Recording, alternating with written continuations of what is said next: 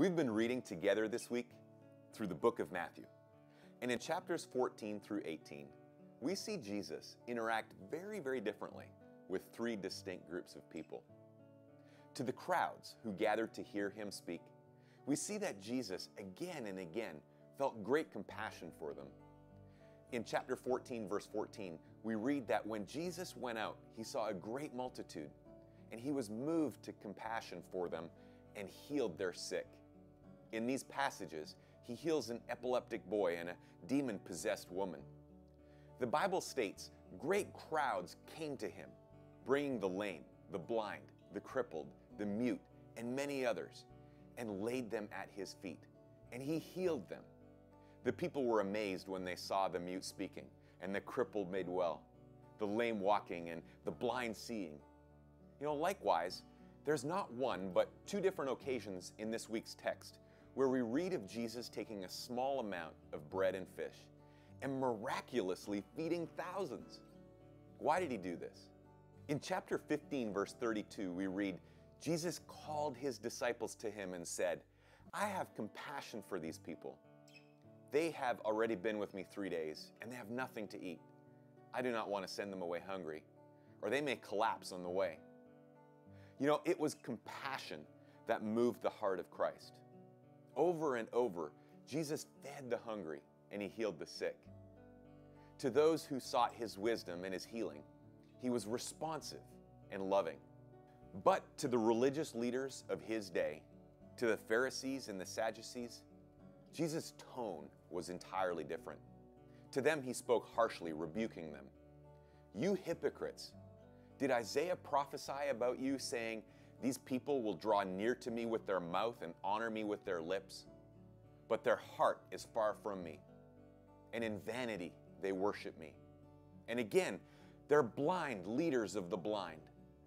And if the blind leads the blind, both will fall into a ditch.'" To his disciples, his tone was yet different again. To his inner circle of 12 men who had given their lives to follow him, he was open and transparent and genuinely affectionate. He explained the meanings of the parables to them once the crowds had dispersed. He didn't keep secrets from these close friends, but he told them about the future, about his death and about his resurrection, and about what was yet to come. He allowed them to witness his transfiguration on the Mount of Olives. He revealed his divine nature to them so that Peter could declare, "You are the Christ, the Son of the living God." In interacting with all these three groups, Jesus is also speaking loud and clear to you and I, and his instructions are plain. We must come to God not as a Pharisee, but innocent and humble like a child. Jesus tells us, "Unless you become like little children, you will by no means enter the kingdom of heaven." Therefore, he says, "Whoever humbles himself as a little child is the greatest in the kingdom of heaven." We must come to God, not in doubt and in disbelief, but in faith. We can believe that Jesus was who he said he was. He said, "I say to you, if you have faith as a mustard seed, nothing will be impossible for you."